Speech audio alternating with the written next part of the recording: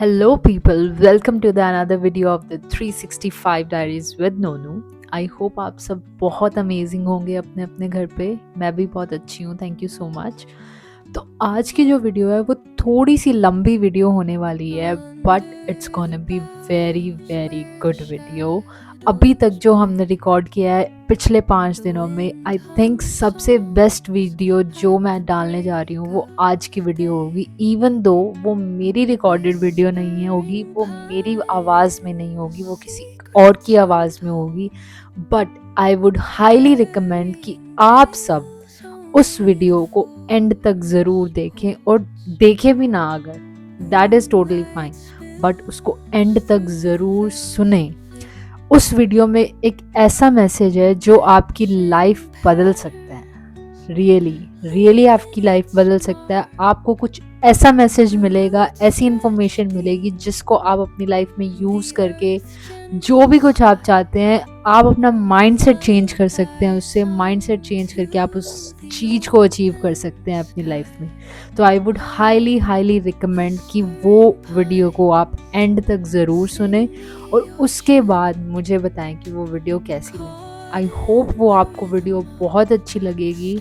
Even though मैंने record नहीं करी है, बट बहुत ही गहरा और बहुत ही अच्छा मैसेज छुपा हुआ है उस वीडियो में। तो उस वीडियो को देखिए, उसके बाद हम मिलते हैं। कृष्ण ने आज भी हम सबको एक इस रूप में अवसर दिया। उद्धव ने पूछना शुरू किया, हे कृष्ण, सबसे पहले मुझे ये बताओ कि सच्चा मित्र कौन है। कृष्ण ने कहा, सच्चा मित्र वह है जो जरूरत पड़ने पर मित्र की बिना मांगे मदद करे। उद्धव ने कहा, कृष्ण, आप पांडवों के आत्मीय प्रिय मित्र थे। आपात बांधव के रूप में, यानी आपदा में, मुसीबत में सहायता करने वाले के रूप में उन्होंने आप पर सदा पूरा भरोसा किया। कृष्ण, आप महाज्ञानी हैं, आप भूत, वर्तमान और भविष्य के ज्ञाता हो, किंतु आपने सच्चे मित्र की जो परिभाषा दी, आपको लगता नहीं कि आपने उस परिभाषा के अनुसार कार्य नहीं किया? आपने धर्मराज युधिष्ठिर को द्यूत क्रीड़ा यानी जुआ खेलने से क्यों नहीं रोका? ठीक है, आपने उन्हें नहीं रोका, लेकिन आपने भाग्य को भी धर्मराज के पक्ष में नहीं मोड़ा। आप चाहते तो युधिष्ठिर जीत भी सकते थे।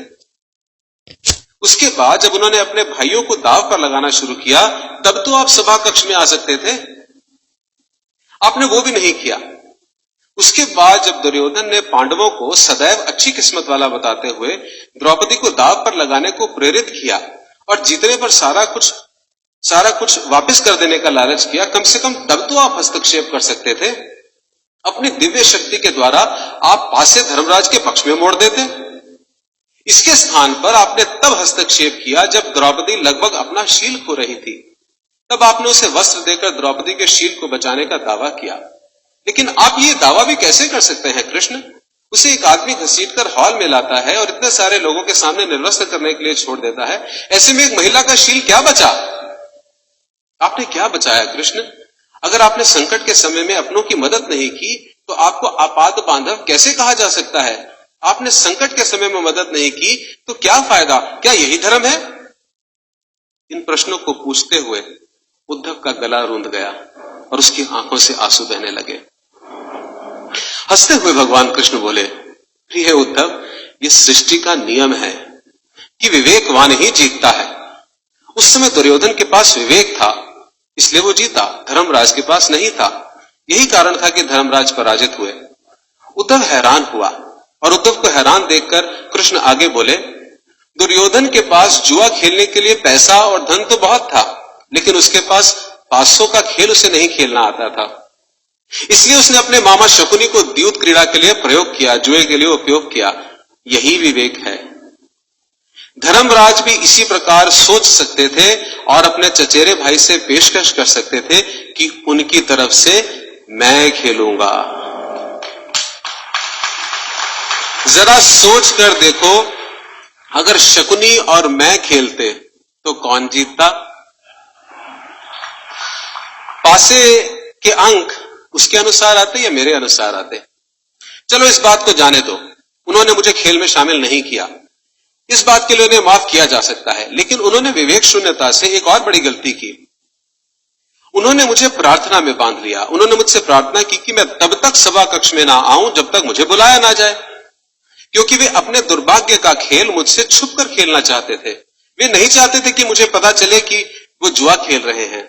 इस प्रकार उन्होंने मुझे अपनी प्रार्थना में बांध लिया। इस प्रकार उन्होंने मुझे अपनी प्रार्थना में बांध लिया। मुझे सभा कक्ष में जाने की अनुमति नहीं थी।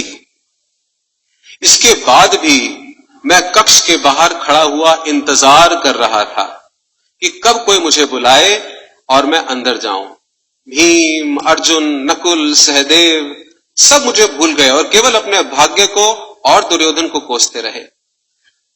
अपने भाई के आदेश पर जब दुशासन द्रौपदी के बाल पकड़कर घसीटता हुआ सभा कक्ष में लाया, वो भी अपने सामर्थ्य के अनुसार जूझती रही। उसने भी मुझे याद नहीं किया। उसकी बुद्धि तब जागृत हुई जब दुशासन ने उसे निर्वस्त्र करना प्रारंभ किया। तब उसने स्वयं पर निर्भरता त्याग कर, छोड़कर हरि हरि अभयम कृष्ण की गुहार लगाई। तब और जैसे ही मुझे पुकारा गया, मैं अविलंब वहां पहुंच गया।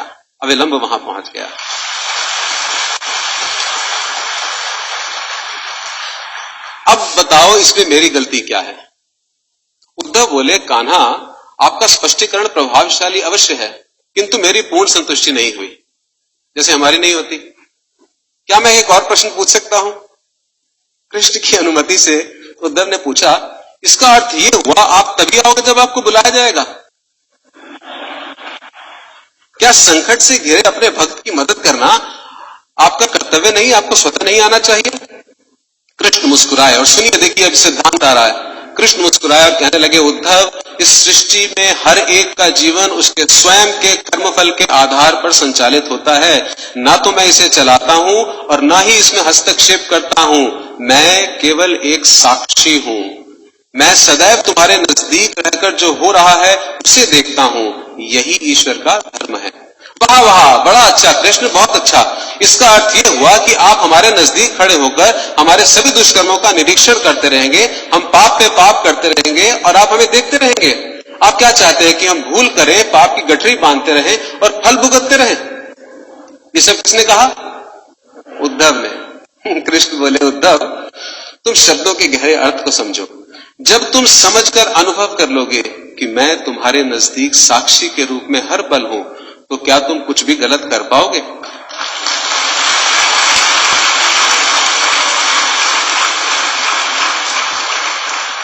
जब तुम ये भूल जाते हो और ये समझने लग जाते हो कि तुम मुझसे छुपकर कुछ भी कर सकते हो, तभी मुसीबत में फंसते हो।